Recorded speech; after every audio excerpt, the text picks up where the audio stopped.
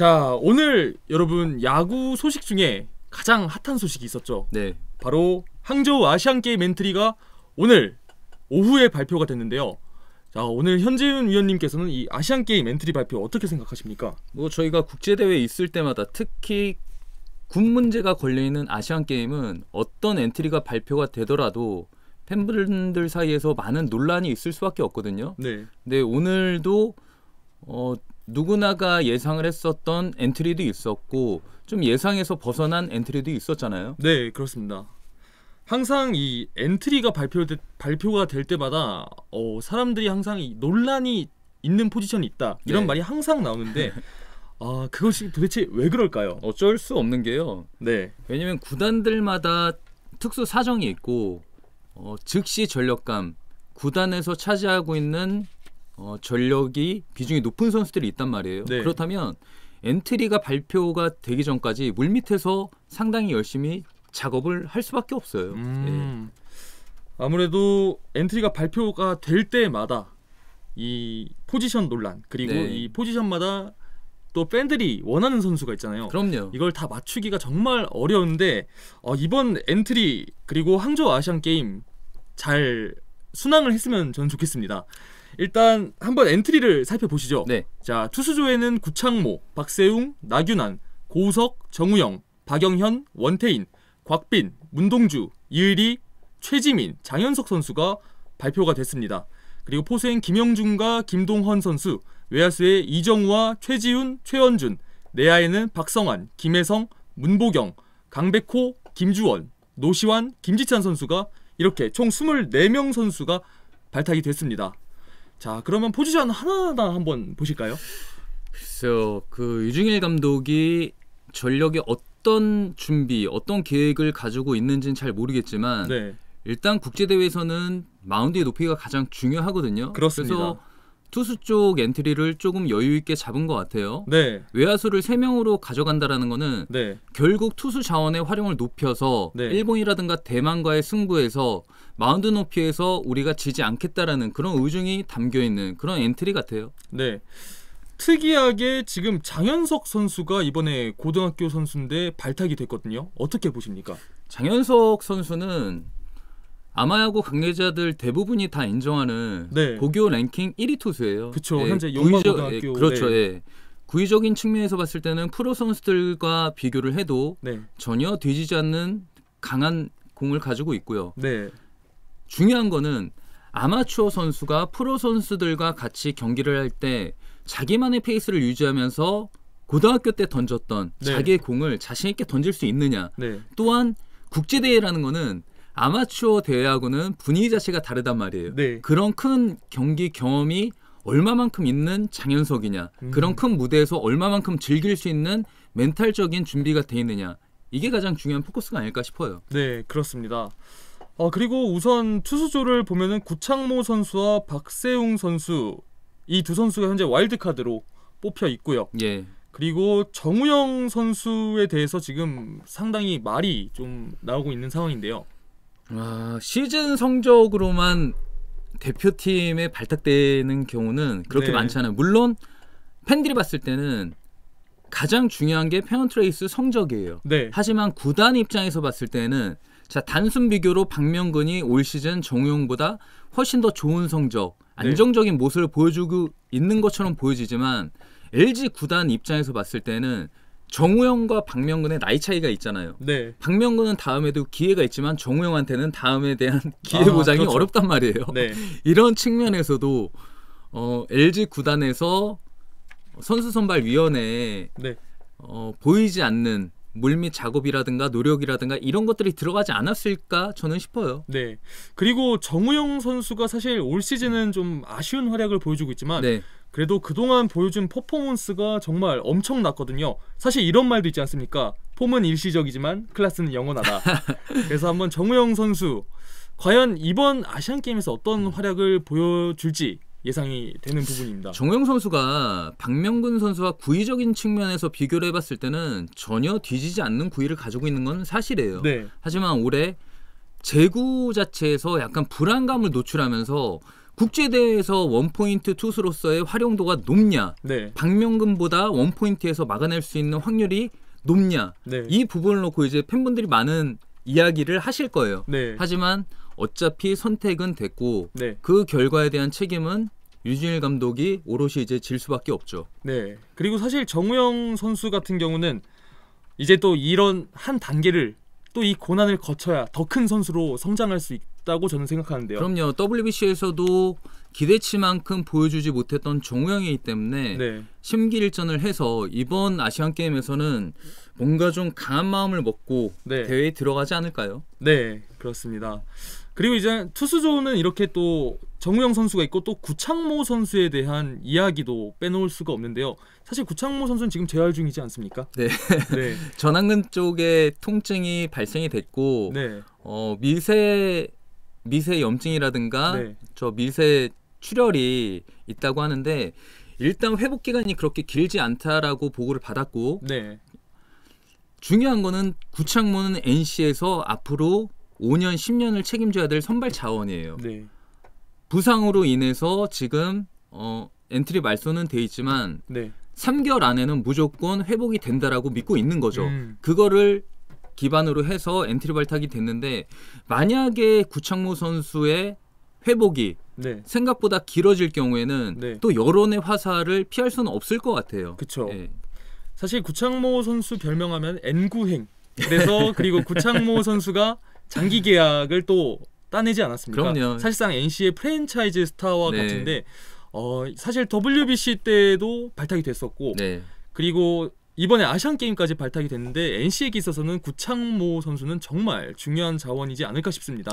굉장히 큰 FA 계약을 하면서 네. 일단 구창모 선수한테 팬들이 또는 구단이 기대하고 있는 가이드라인이 있단 말이에요. 그렇죠. 하지만 거기에는 지금 미치지 못하고 있는 게 사실이에요. 네. 그래서 아시안 게임 때 얼마만큼 구창모가 팀의 중심 선수로서 선발 선수로서 일본과 대만전에 좋은 피칭을 보여줄 수 있느냐.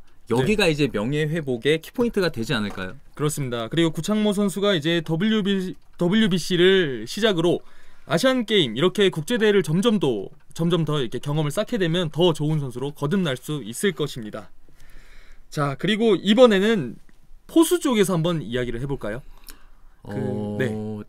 참 이색적인 굉장히 네. 좀 특별한 발탁이라고 저는 보고 있는 게 뭐냐면 김영준은 세강고등학교를 다닐 때부터 굉장히 좋은 포수 자원으로서 평가를 받았던 선수예요. 네. 기량에 있어서는 이견이 없지만 저는 김영준이 작년 8월 달에 무릎 십자인대 수술을 받았단 말이에요. 네.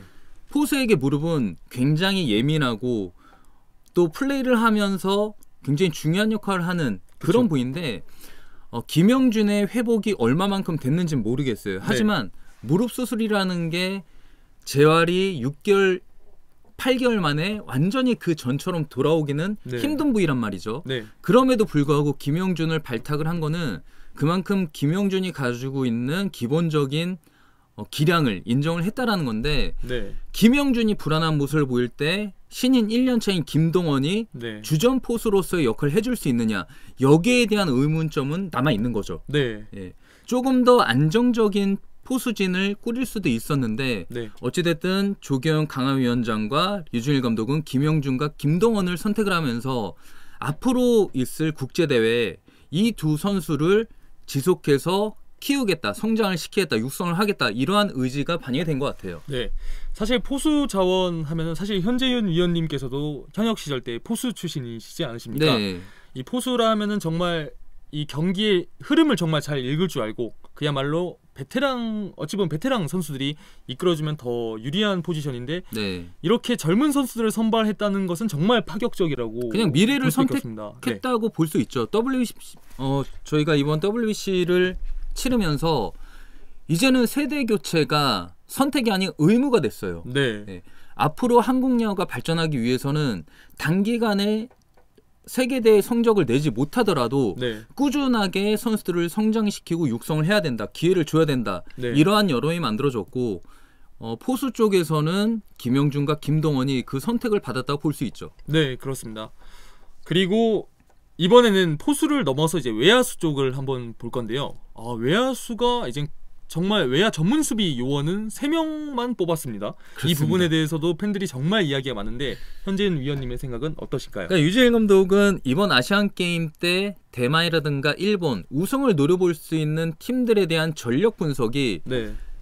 이정우와 최지훈, 최원준이라는 기존의 3명 주전 선수를 확보를 해놓고 네. 만약에 이 가운데 부상이라든가 예기치 않은 변수가 생겼을 때 네. 강백호와 김지찬을 외야로 돌려서 활용을 하겠다라는 구상을 내비쳤어요. 네. 하지만 우리의 마운드 높이가 그닥 높지 않았을 때 네. 외야로 뻗어나가는 타구들의 비율이 굉장히 높아질 거란 말이죠. 네. 자, 그런 상황에서 이정우라든가 최지훈, 최원준 가운데 누구 한 명이라도 부상을 당하게 된다면 저는 분명히 경기 후반에 외야 수비 하나로 인해서 송구 하나로 인해서 흐름이 바뀌어지는 그런 상황이 분명히 올 수도 있다라고 봐요. 네.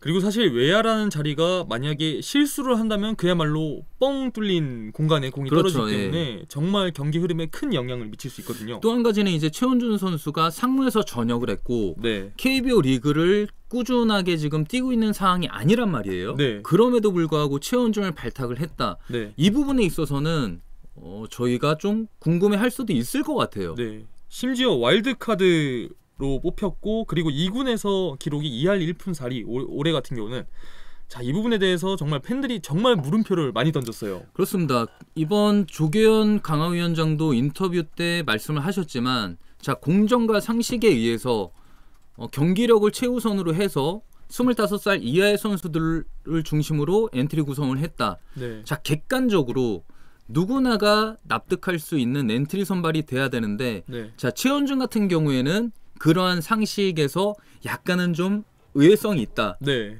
보여지는 거죠. 네, 그렇습니다.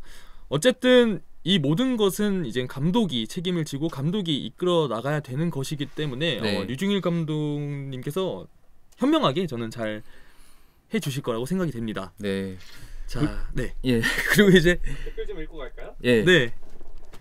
자, 여기서 댓글이 정말 저희가 얘기한 사이에 정말 많이 저희보다 달았는데요. 뭐 팬분들이 할 말이 더 많으실 네. 것 같아요. 아, 여기 성진 안님께서 최원준 뽑느니 문성주가 더 나아 보인다라는 말씀을 하셨는데 아, 정말 이런 댓글이 커뮤니티 사이트에서도 정말 많은 반응이었어요. 왜냐면 객관적인 지표를 봤을 때 최원준보다 훨씬 더 좋은 성적을 내고 있는 네. 리그를 꾸준하게 뛰고 있는 선수들도 있단 말이에요. 네. 그런데 왜 최원준은 더군다나 군대까지 이제 다 해결을 했어요. 네. 상무를 전역하게 되면서.